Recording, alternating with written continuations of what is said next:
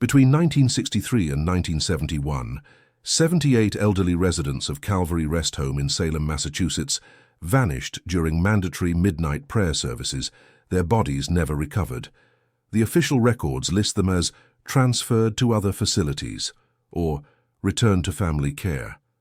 But the families never saw them again. What began as whispered concerns from night staff became a systematic investigation that revealed a network of forged documents, fabricated medical records, and testimony from survivors who described being forced to witness what church administrators called sacred transitions. The state's final report, classified for 30 years, contained a single haunting detail. Investigators found traces of human ash mixed into the communion wafers served during regular Sunday services. No arrests were ever made.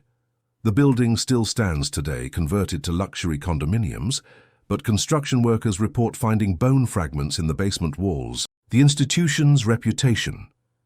The Calvary Rest Home stood as a beacon of Christian charity in Salem, Massachusetts, rising from Chestnut Street like a Gothic cathedral designed for the forgotten elderly.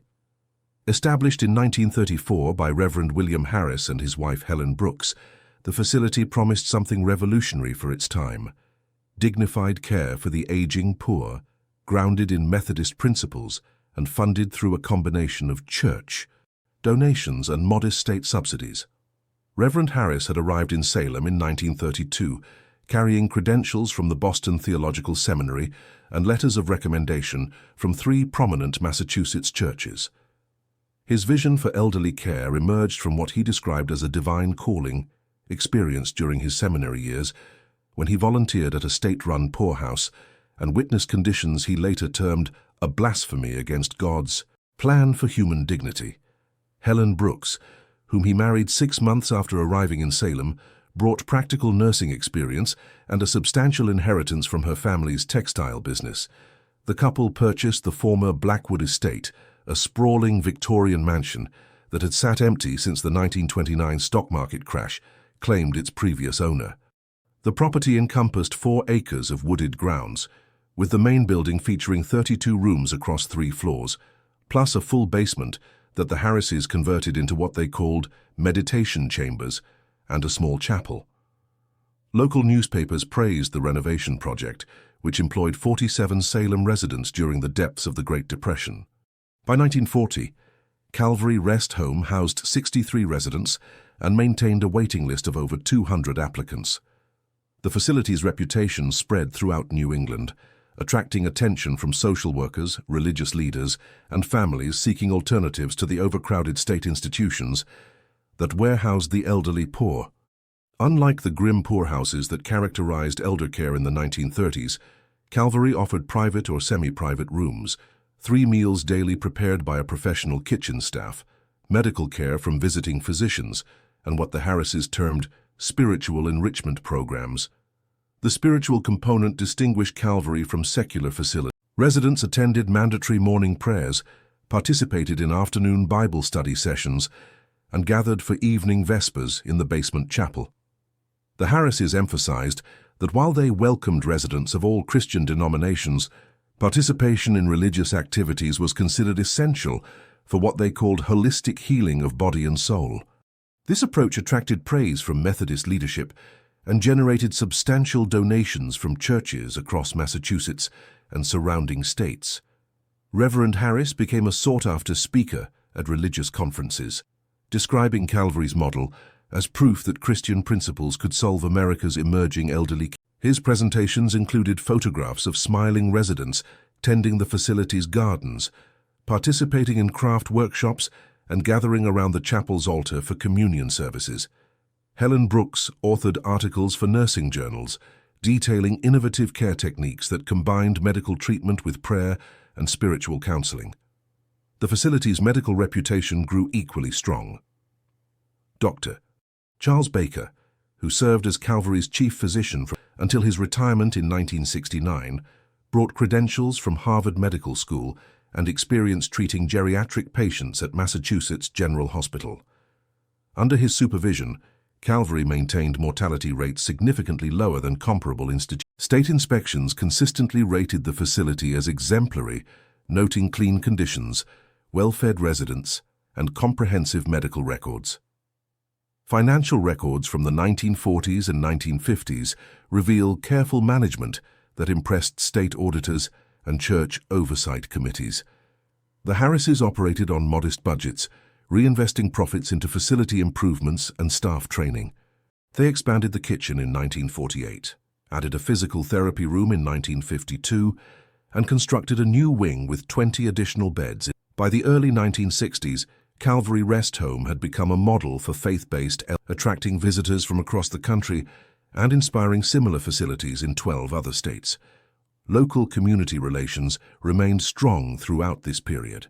Salem's prominent families, including descendants of the city's maritime merchants and several families with connections to Harvard University, served on Calvary's board of directors.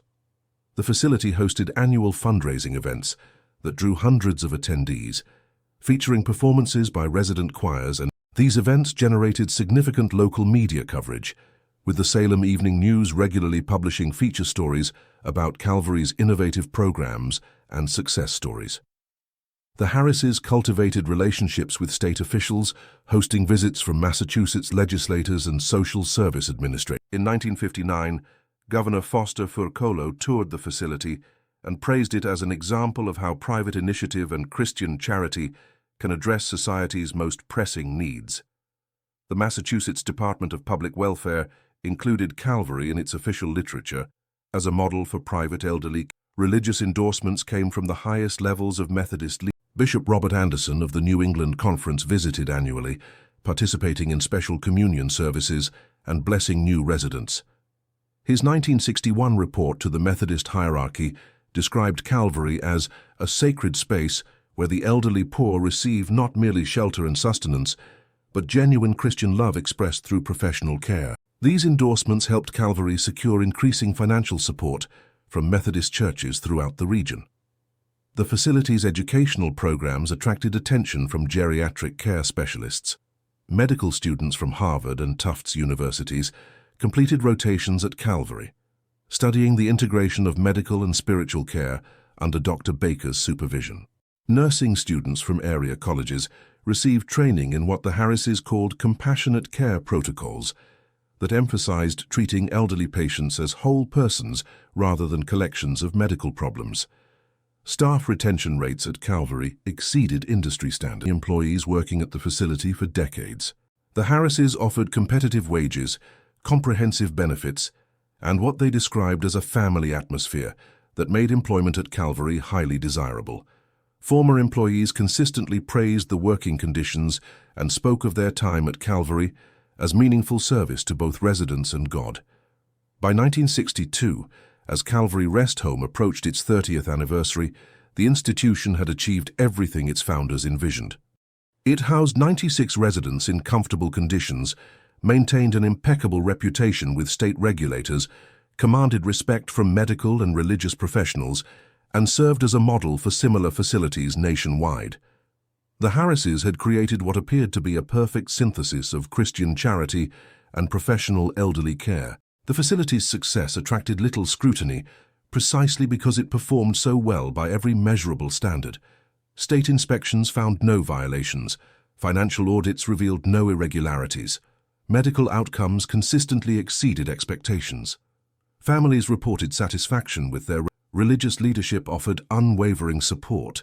Local media coverage remained uniformly positive. This sterling reputation would prove crucial in the years that followed, providing institutional credibility that deflected early questions and delayed serious investigation even as disturbing patterns began to emerge.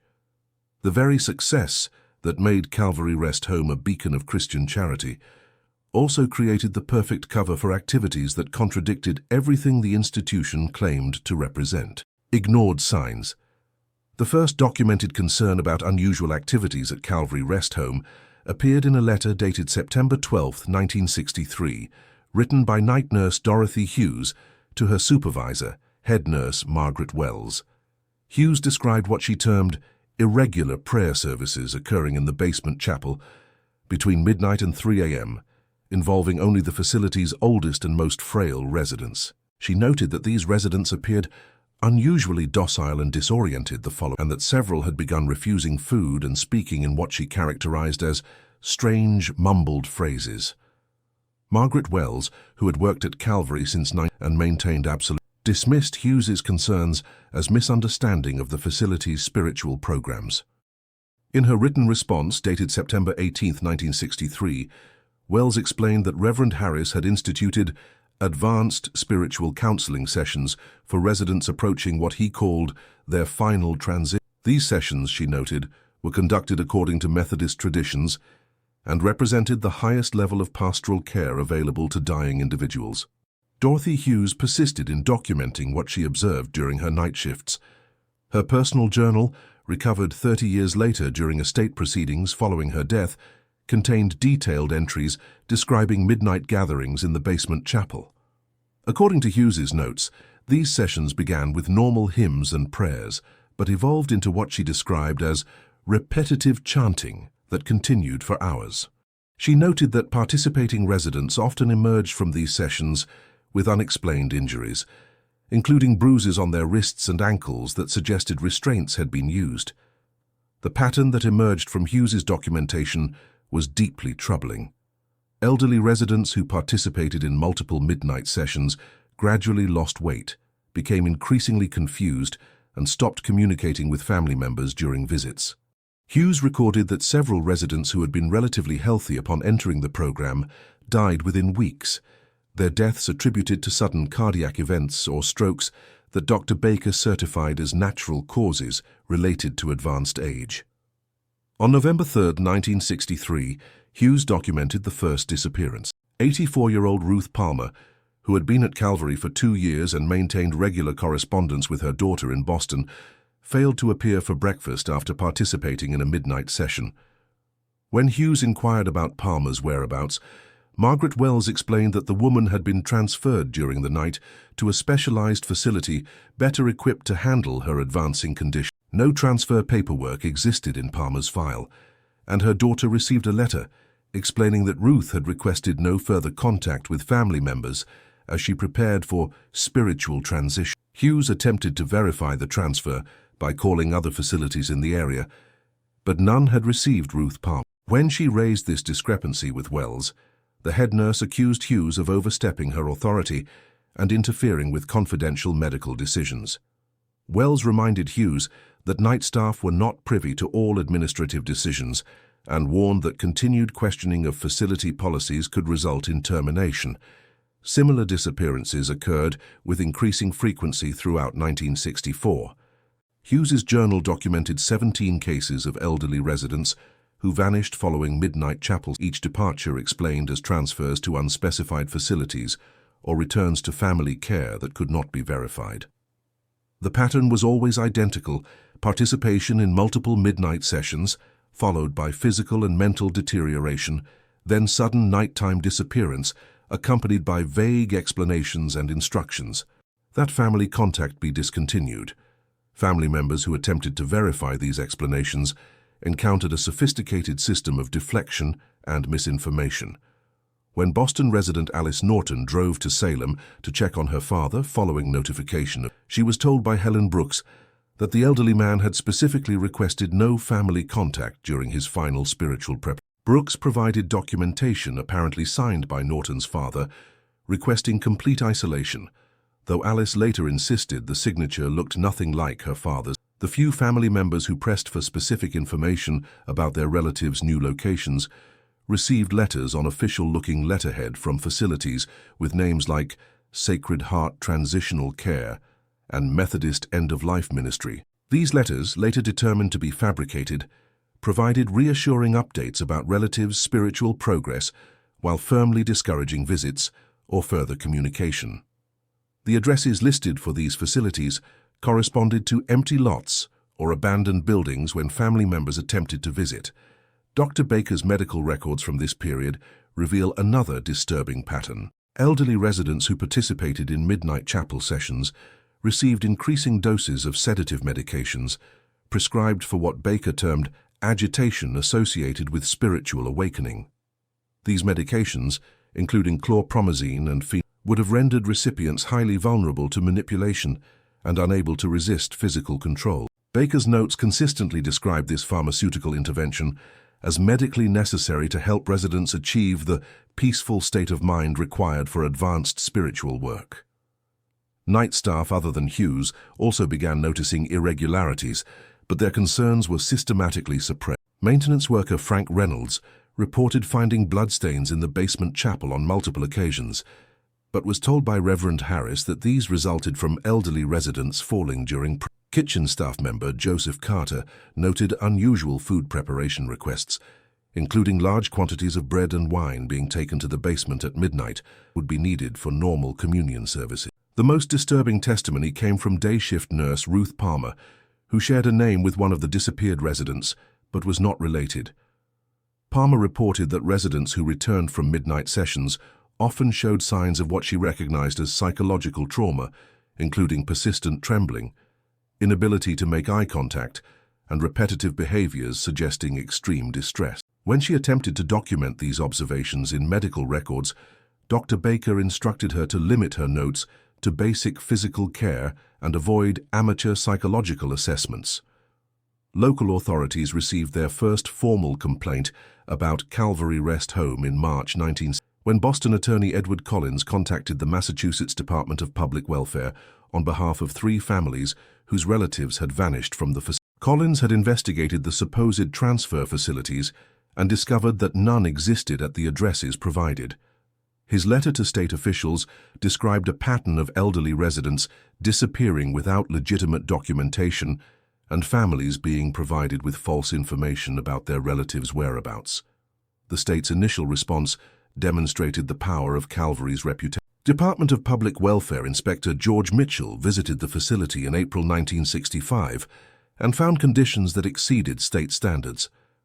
Residents appeared well cared for, medical records were comprehensive and properly maintained, and both Reverend Harris and Dr. Baker provided detailed explanations for any irregular circumstances. Mitchell's report concluded that the complaints resulted from family members' misunderstanding of medical and spiritual care decisions made in residents' best interests. This official vindication effectively ended formal scrutiny for the next 3 years. The Massachusetts Department of Public Welfare classified the Collins complaints as resolved, and no further investigations were initiated despite additional family inquiries. Calvary's sterling reputation, combined with the facility's apparent, made it virtually impossible for concerned family members to generate official interest in their missing relatives.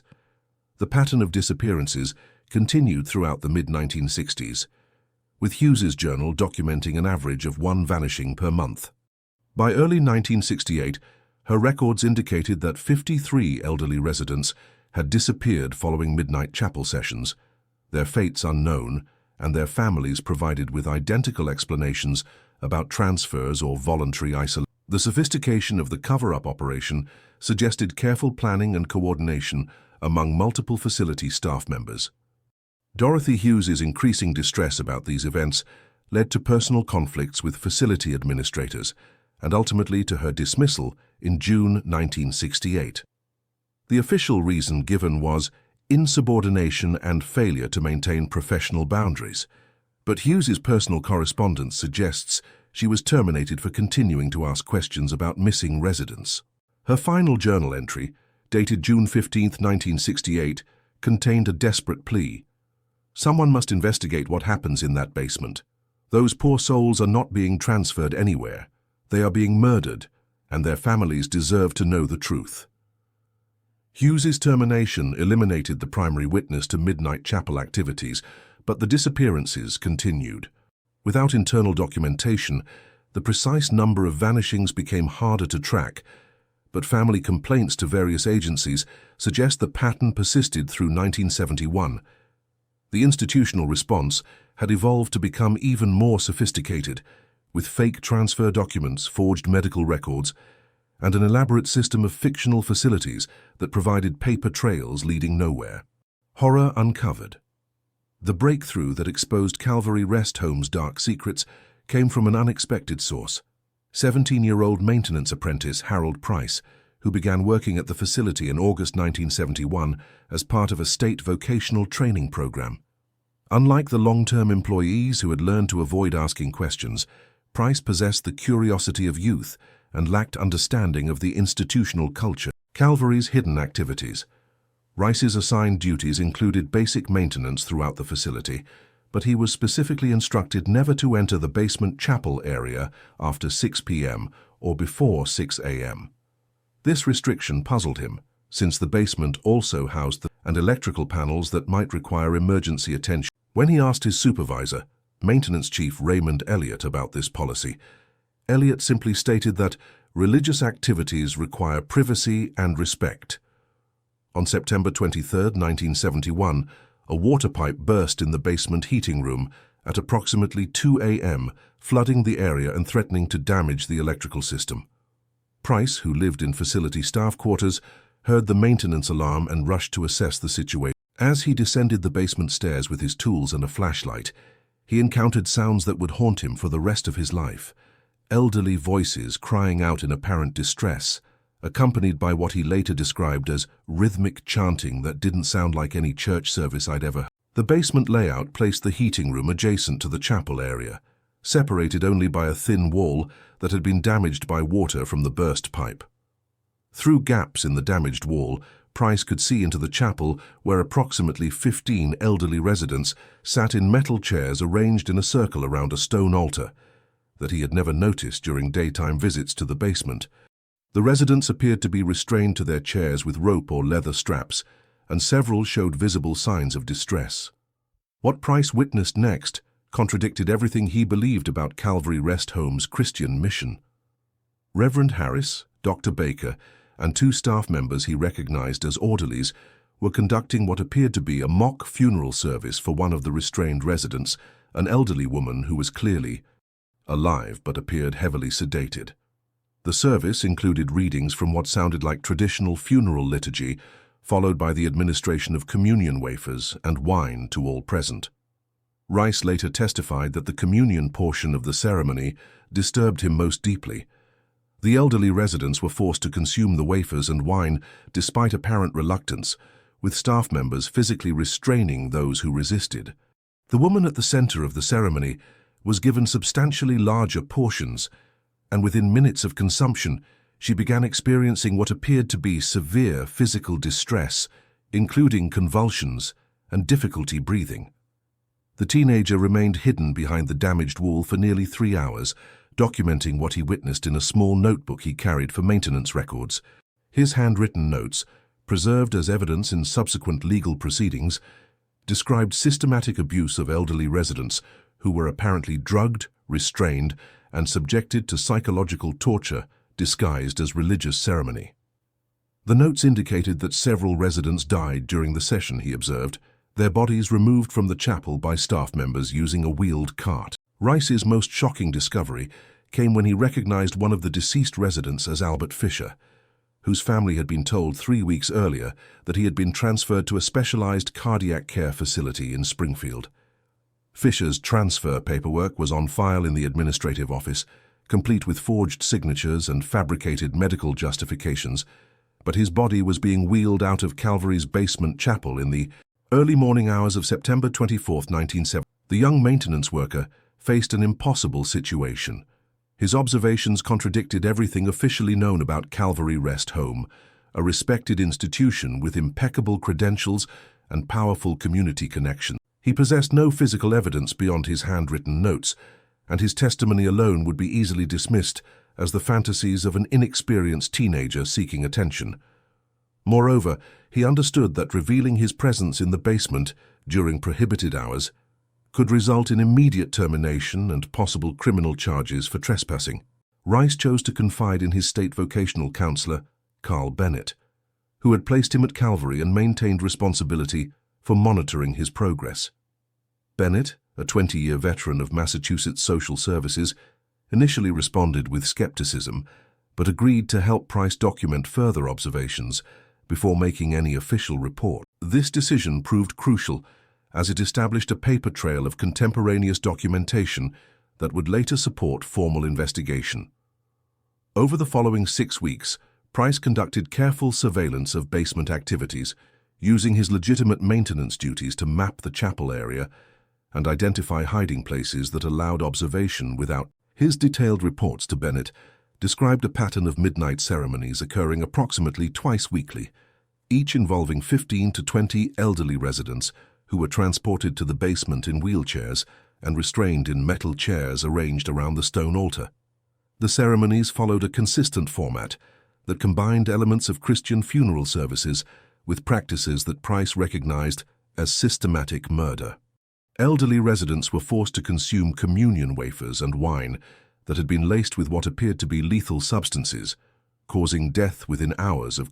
The bodies were then processed through what Price described as a complete funeral service conducted over corpses, including prayers, hymns, and final communion administered to the remaining living participants. Bennett's growing file of Price's reports included detailed descriptions of the chapel's physical layout, identification of staff members involved in the ceremonies, and documentation of specific residents who died during these sessions. The reports indicated that Reverend Harris served as primary officiant. Baker provided medical supervision to ensure residents remained conscious during the early portions of the ceremony, and several orderlies managed physical restraint and body removal. The psychological torture inflicted on surviving participants appeared to be deliberate and systematic. Residents were forced to witness multiple deaths during each session, understanding that they would eventually suffer the same fate. Price documented instances of attempting to resist consumption of the poisoned communion elements and displaying obvious terror throughout the ceremonies appeared designed to maximize while maintaining the veneer of religious ritual. Bennett's investigation revealed that the missing residents documented by Dorothy Hughes were indeed murder victims, whose deaths had been concealed through elaborate fabrication of transfer records and false communication with families. The state vocational counselor discovered that none of the facilities listed in transfer documents actually existed, and that families had been systematically deceived about their relatives' fates through forged correspondence and fraudulent documentation. On November 8, 1971, Bennett presented his evidence to Massachusetts Attorney General Robert Quinn, initiating the first serious official investigation of Calvary Rest Home. The evidence included Price's detailed surveillance reports, analysis of fabricated transfer documents, and testimony from families whose relatives had vanished from the facility. Attorney General Quinn assigned a team of investigators to conduct covert surveillance and gather additional evidence before executing search warrants.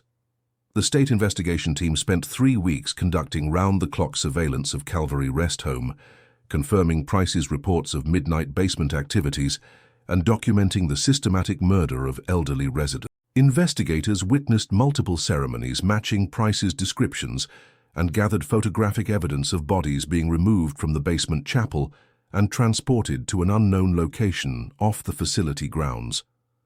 On November 30, 1971, Massachusetts State Police executed simultaneous search warrants at Calvary Rest Home and 3 related properties, including a crematorium in nearby Peabody that investigators suspected was being to dispose of victims' remains.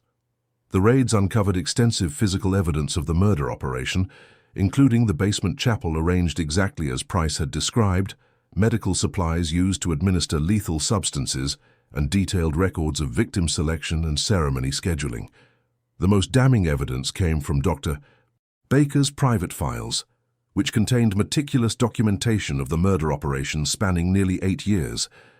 Baker had maintained detailed medical records of each ceremony, including notes on dosage calculations for lethal substances, observations of victims' physical responses, and post-mortem examinations conducted in the basement chapel. His files indicated that 78 elderly residents had been murdered during midnight ceremonies between 1963 and 1971. Baker's records revealed the sophisticated planning behind the operation. Victims were selected based on criteria including advanced age, lack of frequent family contact, and medical conditions that would make sudden death appear plausible. The doctor had developed a complex pharmaceutical protocol for rendering victims docile during transport to the basement while maintaining consciousness during the early portions of the ceremonies. Death was induced through communion wafers laced with concentrated digitalis compounds that caused cardiac arrest.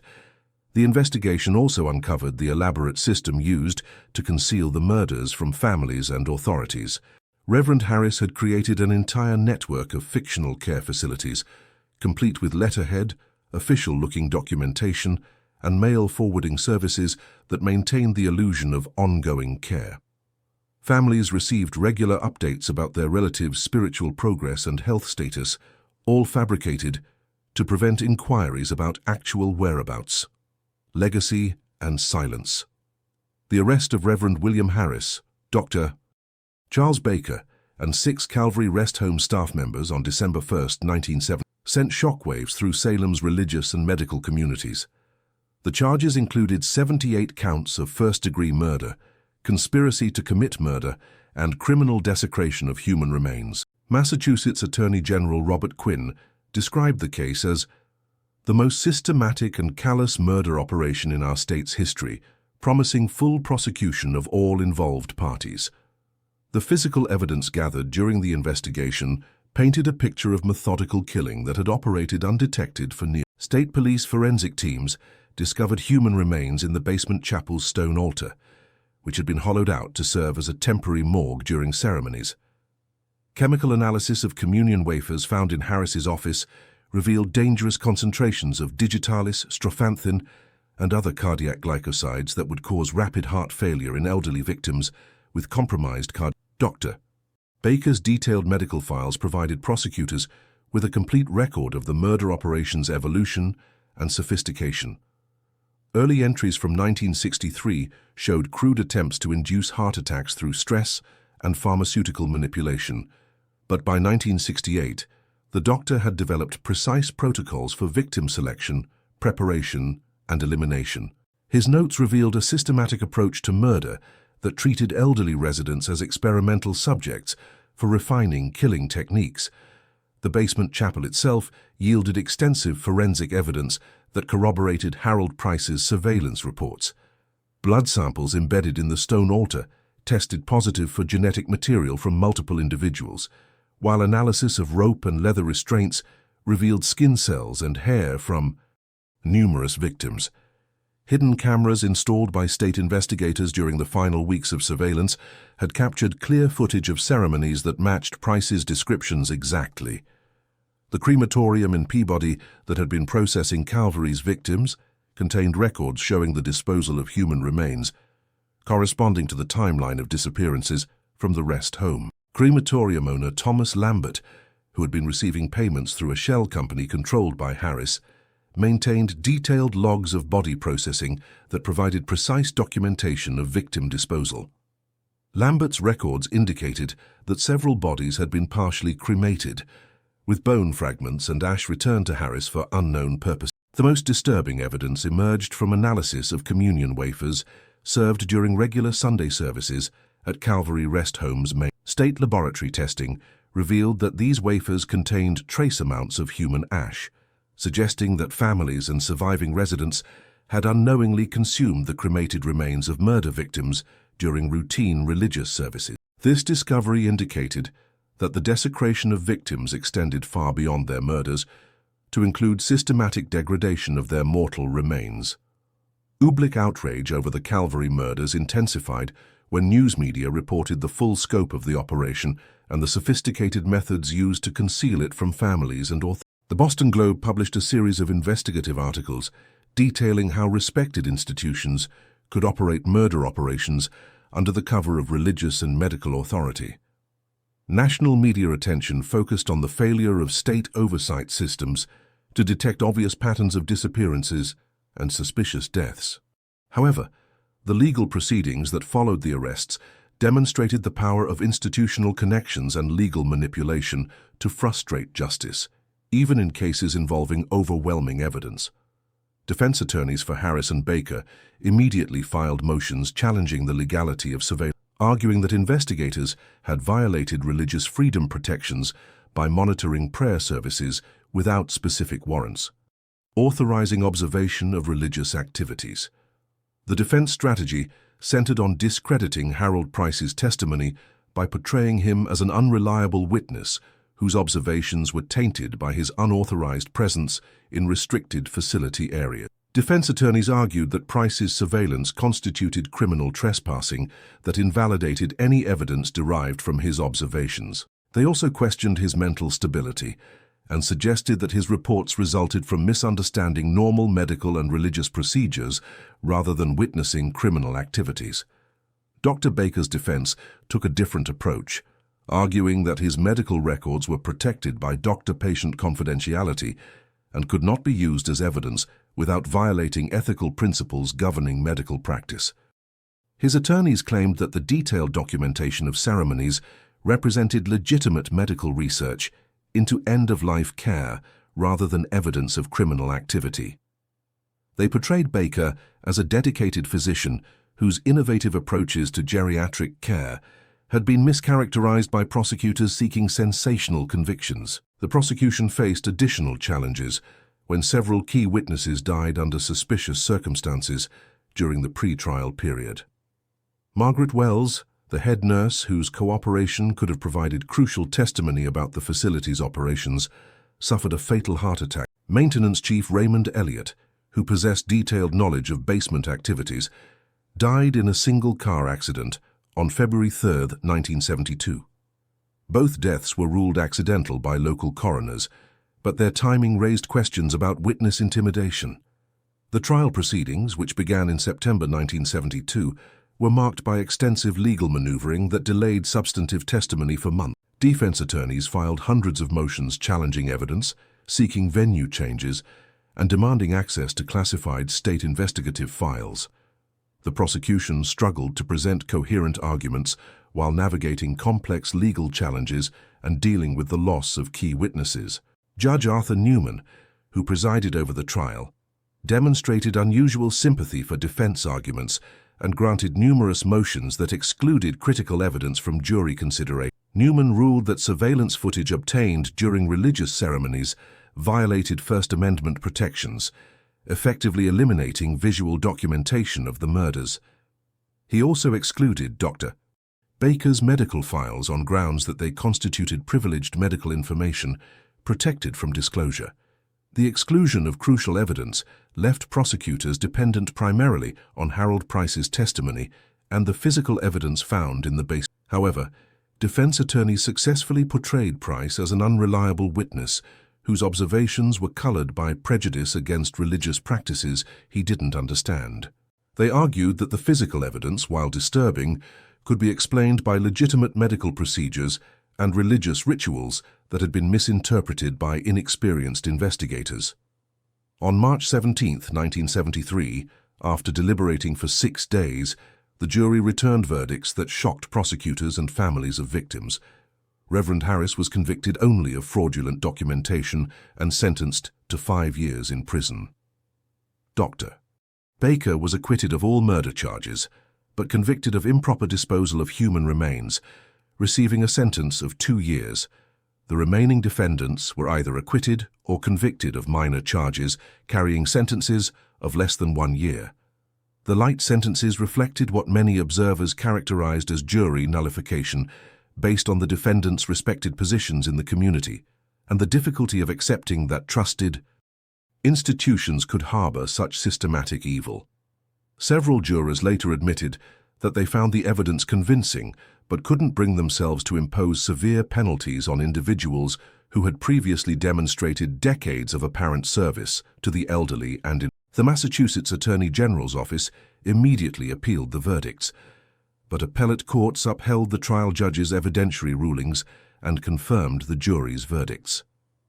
The appeals process continued for 3 years, during which time both Harris and Baker served their sentences and were released from prison. By 1976, all legal proceedings had concluded with the defendants having served minimal time for crimes that had claimed 78 lives.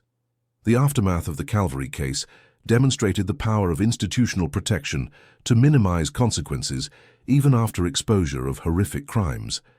Reverend Harris relocated to Florida, where he established a new church and continued practicing ministry until his death in 1987. Dr. Asao Baker moved to California, and worked as a medical consultant for pharmaceutical companies until his retirement in. Neither man expressed remorse for their actions or acknowledged responsibility for the deaths at Calvary Rest Home. The physical evidence of the crimes was systematically destroyed following the conclusion of legal proceedings. The basement chapel was filled with concrete and sealed, eliminating the crime scene where dozens of elderly residents had been murdered.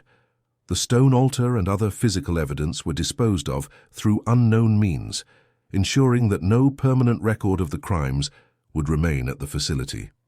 Calvary Rest Home itself was sold to private developers in 1974 and converted to luxury condominiums. The new owners made no mention of the property's history in their marketing materials, and potential buyers received no disclosure about the murders that had occurred on the premises. The building's transformation erased visible reminders of it and allowed the community to avoid confronting the reality of what had happened within its walls. The families of victims received no compensation for their losses and were provided with no information about the disposal of their relatives' remains. Most learned of their family members' true fates only through news media coverage, having spent years believing their relatives were alive in care facilities that never existed. The psychological trauma of these revelations was compounded by the knowledge that they had been systematically deceived about their loved ones' deaths. State investigations into regulatory failures that had allowed the murders for 8 years resulted in cosmetic reforms but no fundamental changes to oversight systems. The Massachusetts Department of Public Welfare issued new inspection protocols that required more frequent facility visits, but these changes did not address the underlying problems of institutional deference and regulatory capture that had protected Calvary from serious scrutiny. The broader implications of the Calvary case were largely ignored by policymakers and institutional leaders who preferred to treat it as an isolated incident rather than evidence of systemic vulnerabilities in elderly care systems. No comprehensive review of similar facilities was conducted, and no new protections were implemented for elderly residents who might be vulnerable to institutional abuse. Harold Price, whose courage in reporting what he witnessed had exposed the murder operation, found himself ostracized by many community members who resented the negative attention brought to Salem. He completed his vocational training but struggled to find employment in Massachusetts. Eventually relocating to case was unknown. Price's experience demonstrated the personal costs faced by whistleblowers who expose institutional wrongdoing. The official record of the Calvary case was sealed by court order in 1978, ostensibly to protect the privacy of surviving family members, but effectively ensuring that detailed documentation of the crimes would remain hidden from public view. Researchers and journalists seeking information about the case encountered bureaucratic obstacles that made comprehensive investigation nearly impossible. Today, the luxury condominiums that occupy the former Calvary Rest Home show no indication of the property's history. Residents report occasional strange occurrences, including unexplained sounds from basement areas and the discovery of bone fragments during renovation projects, but these incidents are dismissed as coincidence rather than evidence of the building's violent past. The 78 elderly residents who died at Calvary Rest Home remain largely forgotten, their names known only to family members who remember them and researchers who have studied the case. No memorial marks their deaths, no monument acknowledges their suffering, and no official recognition has been given to the systematic nature of their murders. The legacy of Calvary Rest Home serves as a testament to the power of institutional protection to shield even the most heinous crimes from account. It demonstrates how respected institutions can exploit their reputations to commit systematic violence against vulnerable populations, and how legal systems can fail to deliver justice even when overwhelming evidence of guilt exists. The case remains a stark reminder that evil can flourish within trusted institutions when oversight fails and when communities prefer comfortable illusions to disturbing truths. The elderly residents who died at Calvary were failed not only by their killers, but by a system that valued institutional reputation more than individual lives, and by a society that chose silence over justice when confronted with uncomfortable realities. If this story impacted you, if you stayed until the end, it's because you feel these hidden truths also need to be exposed. So leave in the comments the city you're watching from. This way we can see how far these stories, and subscribe to the channel There are many other cases the world tried to forget, but we insist on remembering.